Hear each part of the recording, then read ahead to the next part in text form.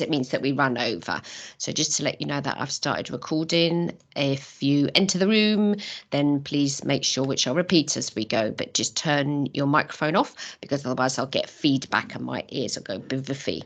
So welcome to Learn Astrology with Mary. This evening we're doing the transit rhythmogram, and I'm going to share my screen and we're going to do a little PowerPoint which will explain things in more detail. And let me just click on there. So hopefully you should see that. And I'll just go back to the beginning. There we go. And I should be able to make that 100%. Okay. So welcome to Learn Astrology with Mary. My name's Mary English. You can find me at www.maryenglish.com, maryenglish.co.uk. Today we're going to be doing a webinar on the transit rhythmogram. And I'm going to have to zoom that back in. And the transit rhythmogram is a way to help software enhance your life. So what is the transit rhythmogram and who invented it? Now, I'm reading this directly from an email exchange that I had with the operators of astro.com. So this is what they replied to me. All horoscope calculations and drawings were developed by Alois Trendle and partly by Dieter Koch. The reference method M. Gerlach, it'll make sense in a minute, comes from the early days of Astrodienst, when Astrodienst implemented their drawing methods for astrologers. Now, Astrodienst is the Swiss name of the company behind astro.com. So at that time in the early 1980s, there were no personal computers and many astrologers ordered their drawings from Astrodienst. The transit rhythmogram was programmed at the request of the astrologer H. Gerlach. However, the method itself did not originate from him, but presumably from Reinhold Ebertin, although it's not clear as the origin of many other astrological techniques. So why was it created? So in the transit rhythmogram, the transits of the slow planets are shown as coloured intensity curves. The rhythmogram contains individual curves for the strength of Jupiter, Saturn, Uranus, Neptune and Pluto, as well as a cumulative curve. The transit clusters, phases of high cosmic activity for the person in question, could be seen at a glance in the cumulative curve, even for non-experts. If you follow the transit events over a longer period of time, you'll notice that there are periods of high activity with particular clusters of transits, and in between several months or even years in which no or only a few important transits occur. The phases of high transit activity are related to important life rhythms and development phases. A connection can therefore be observed between the accumulation of transits and emotional development, which can also be observed without looking at the individual transits. It was created to look for a simple graphical representation in the form of transit intensity curves, which, similar to biorhythms, is also understandable for the layman who's not familiar with astrology. This led to the idea of the transit rhythmogram, which we developed, this is astro.com talking now, at the suggestion of and in collaboration with H.P. Gerlach in Frankfurt, which ties in with similar forms of representation.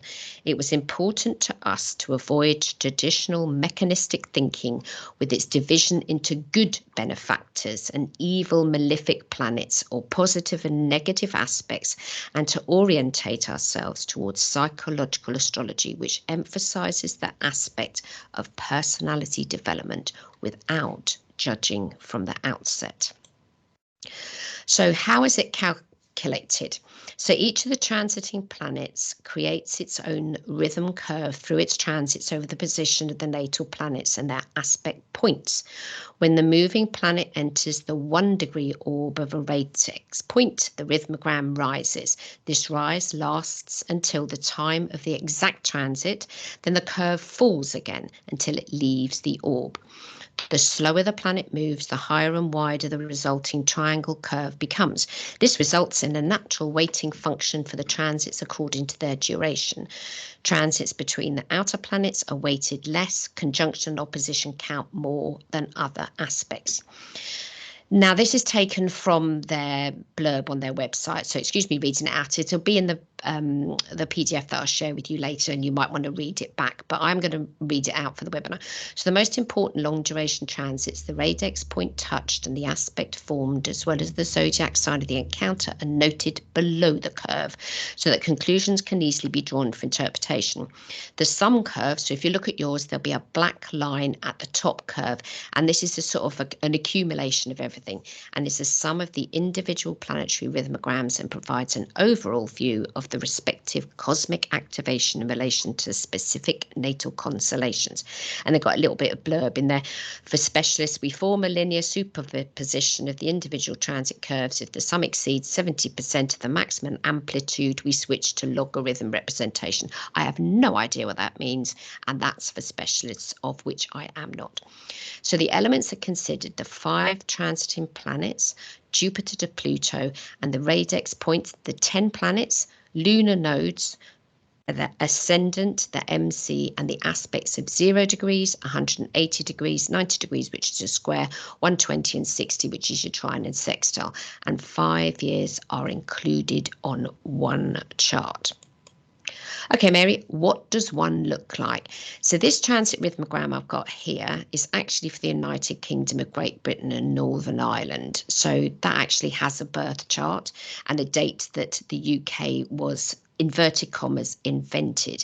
This is the transit rhythmogram for the UK. You've got personal ones for yourselves that I've sent you, and you'll see the years at the bottom there. Look, 2004, 2005, 2006, and so on. You'll see it's easy to look at. There's your months of the year: January, February, March, April, May, June, July, blah, blah, blah. And then you'll see these high peaks, okay? Now, they're only going to occur when something is exact within 1 degree. So you're not going to see, like you can when you're doing transits on the outside of a birth chart, you're not going to see the build up to it. You're just going to go bang, this is where something hits. So a conjunction in there. So we've got a conjunction between Neptune and Uranus in the sign of Aries in the month of October 2025. I'll do a close-up in a minute to give you a better idea. But basically what it looks like is one of those heart monitor things you get in a hospital, and each one of those coloured lines represents the energies of each planet. A transit rhythmogram only includes Jupiter, Saturn, Uranus, Neptune and Pluto. The thing would be packed if we put the Sun, the Moon, Mercury, Venus and Mars in there as well. They also provide that on astro.com, but trust me, not in the transit rhythmogram. It's a mess. I can never make head or tail of them. These are really, really nice to easy view. So this is a close-up of one. So if you look at yours, you'll see the months at the bottom and the years, and then you get to a high peak like this. For instance, this is, so that's Jupiter. This orangey line here is Saturn, and you'll see this high peak here, and it's an opposition to the North Node in the sign of Pisces. So you've got the planet line, so that one's Jupiter. You've got the sign, the planets in, so in this case it's in the sign of Gemini. Can you please turn your microphone off, whoever's arrived now? So if you can turn your sound off, that'd be lovely, thanks. So you've got, this is the sign of Gemini and this is the sign of Cancer. So that's the sign that the transiting planet is in.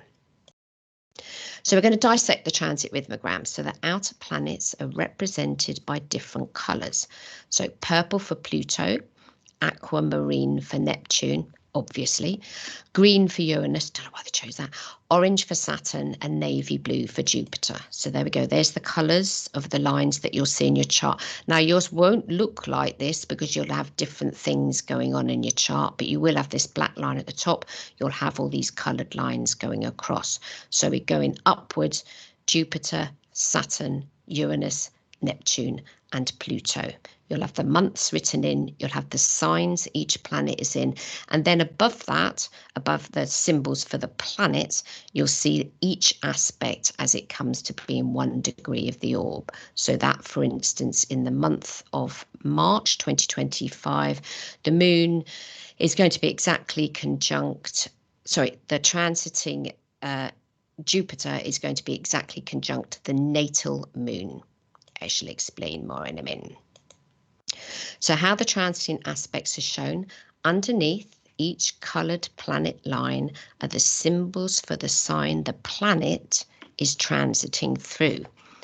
There's also the aspect it makes to a natal planet and the symbol for that natal planet. So in the next example, we're going to be looking at Jupiter in Aries in orange is squaring natal Jupiter. Okay, so there's the months, there's the loopy line there for Jupiter. It's forming a square, so there's the symbol for a square, there's the symbol for Jupiter, and it's in the sign of Aries. So the transiting Jupiter is forming a square to the natal Jupiter. Okay, so that's the planet there. But this is the planet line. So this is the natal planet, this is the sign of the transiting planet, and that is the shape that the transiting planet is making and the intensity of it. Don't worry, you can ask me questions at the end if it doesn't make sense. It took me a while to get my head around it. Points to keep in mind. When the moving planet enters the 1-degree orb of a radix point, the rhythmogram rises. This rise lasts until the time of the exact transit. Then the curve falls again until it leaves the orb.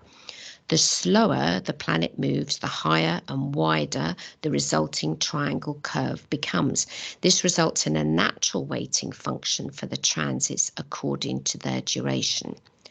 Transits between the outer planets are weighted less, but conjunctions and oppositions count more than other aspects. So this is the UK's transit rhythmogram from 2024 to 2028. And as you'll see, there's quite a lot of activity next year in 2025. Uranus is making some very, very high peaks here, bing, bing, bing. And then you can see the planets that it's natally aspecting to. So this green line here, the Uranus line, makes some high peaks because we've got a hell of a lot going on in the sign of Taurus with the natal planet of the UK chart here. So that's the aspect that it forms towards the natal planet. So in that case, they're square to the natal planet of Moon. And this always tells you here the sign the transiting planet is in. So Uranus starts in the sign of Taurus, which is where it is at the moment. And when we get to 2025, boop, it changes into the sign of Gemini. So there's the little symbol for Gemini. So you will have to know your symbols for the signs and planets to make absolute sense of this. But on astro.com itself, it's got an interpretation of it. And hopefully your astrology is up for that. So peaks and troughs. The higher the peak, the more astrological activity. These are not good or bad things. Don't go looking at a transit rhythmogram and go, oh, because it's not like that. Some people like to live a quiet and ordered life, and some like to be busy. So how you deal with an upcoming active transit is entirely down to your own personality. Remember, at certain times, Uranus, Neptune and Pluto will flatline. So basically, they're not doing anything in your chart. Focus then on the other planets and what they are up to. So this here now, we're going from 27 onwards by 5 years, shows you some flat lines. So this is the UK chart. And you'll see Pluto flat lines, vumph, 0 happening. And this is between the years of 2028, goes all the way up to 2031 and onwards. Okay, Pluto flatlining, not doing a thing. Neptune doesn't start to flatline until 2029. Uranus starts flatlining in 2028. Saturn's sort of flatlining in 28 and then does a booster again in 2029. And Jupiter very, very rarely flatlines. It can't actually, because it's only got a 12-year orbit, unlike the other planets.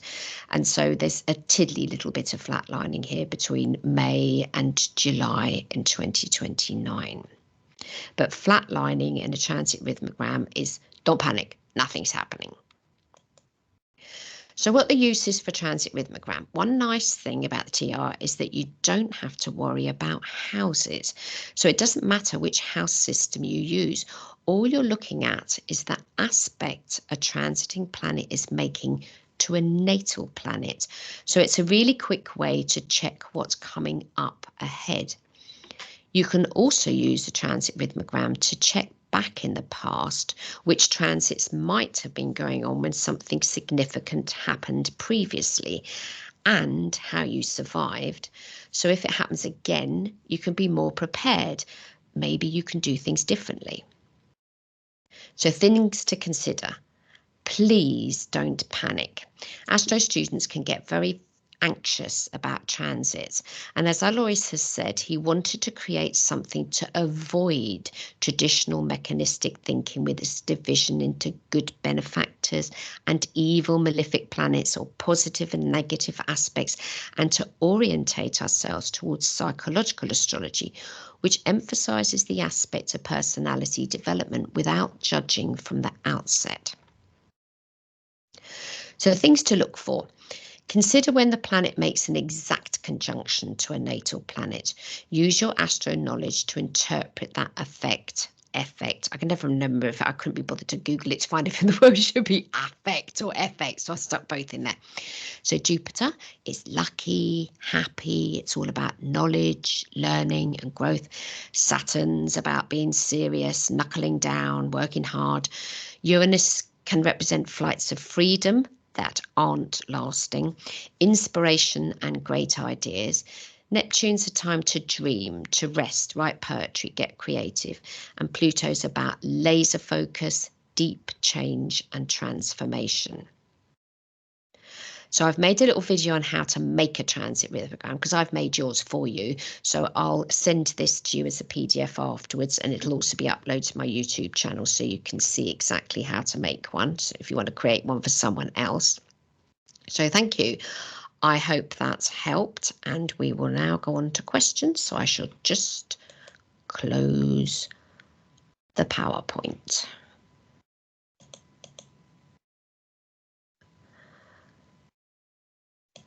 There we go. Did that make sense? Or did I go too fast?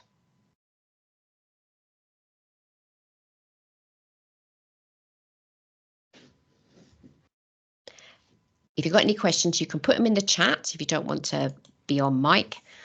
But yeah, you can put them in the chat or you can unmic yourself. Holly. Yeah, no, I have no question. Everything was fine. You weren't too quick. It's just Okay. to say, yeah, it was great. Very straightforward. Yeah, you're welcome. It's an easy bit of software and it's free. So it's on the astro.com website. Also on there, what's a good idea is to look at the transit rhythmogram and also use what's on the website on astro.com. There's a section on there that's called Short Report Forecast.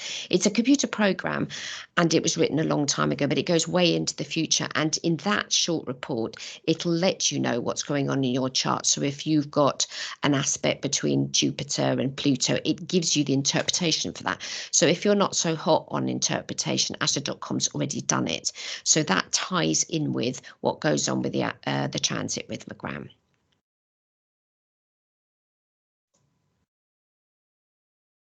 You're welcome, Reagan. Any questions? Has anybody looked at their transit rhythmogram and panicked?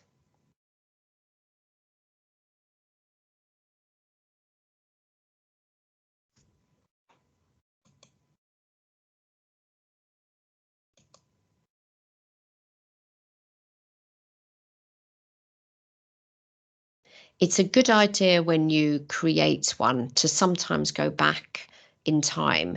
On the little video that I've made that I'll upload, I have already uploaded it to YouTube, because it's a 5-year period that we're talking about, it's sometimes a good idea to go back a few years so you can change the dates on what they're produced. So if you just go and make a transit rhythmogram now and don't alter anything, it'll give you from 2024, 5 years into the future.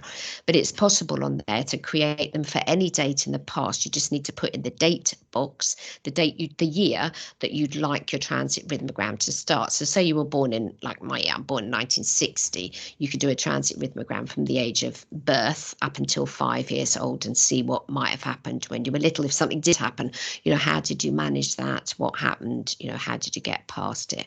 The reason I like them and I use them so much for readings is that for clients that are even a little bit unsure about astrology, they can look at that and they can see the high peaks. They go, ooh, what's happening there? Well, that's going to be an active part of your life during those particular months. So, don't get worried, but it just means that that's active time of your life. And then there'll be where it's flatlining, there'll be passive times. Now, because of the house systems, transit rhythmograms don't use houses. We have to remember that when it says it's flatlining, there's nothing going on, a planet could still be transiting through a particular house in your chart. So be aware that it's probably better that you also check with your natal chart where a transiting planet might be.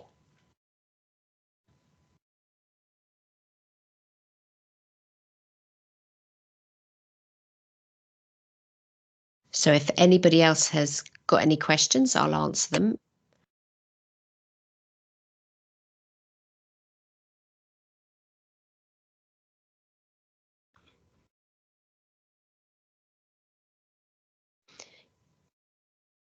And if you haven't got any questions, then I'll tie up for today, but I'll give you a couple more seconds. But hopefully that's been useful for you. Mary, can I just ask you? Yes. You've already told us, but what's the black line at the top? It's a summary of it. So the black line at the top is just summarizing. So you can quickly look at it and go, oh, where's the highest bit? What do I need to focus in on? Yeah. So it's basically a summary point. Yeah. Perfect. Thank you. You're welcome. Good question.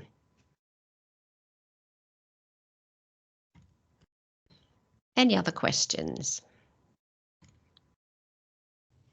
Yeah, what's the point of the summary? Because it's only when a quick glance at it. So the summary was created by Alois and these other computer programmers so that you could quickly glance at it and then you'll be able to see where the highest peaks are. And then you can hone on down and actually look at the planets themselves. So it's just a summary. So it's sort of like adding it all up. And that line at the top there is the one to quick glance at. So if I just screen share again, I can show you. I've got one on my desktop. So this is the UK one. Hopefully you can see that. So there we go. So that's from 2024 to 2028. And this is just so I could quickly glance at that and I go, oh, there's something going on here. So this is the end of 24, beginning of 25. And then I can scroll on down into it and go, oh, yes, there's that Uranus-y thing. Yeah. So it's basically a summary. So wherever those high peaks are, then it's because it's a computer program, they've got to do something to make it look good. And so you'll get these higher bits, but it's just so that it was developed so it could be easy to look at and a quick way of finding out in a long amount of time for a 5-year span where you need to focus in on. Does that help? That makes sense? Yes, thank you. You're welcome.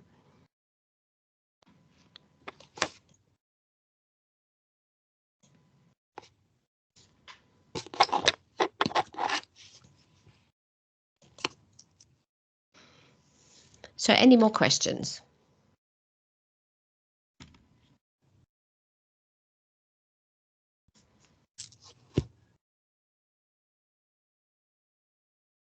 Don't be shy to ask. There's no such thing as stupid questions, by the way. I know people feel quite nervous sometimes about asking me stuff and I'm going to shoot you out the sky. No, there's not. There's no such thing as a daft question. And if you're not sure or I've gone too fast or you've missed a bit, then by all means ask a question or you can email me afterwards if you're feeling shy. That's fine. I perfectly understand.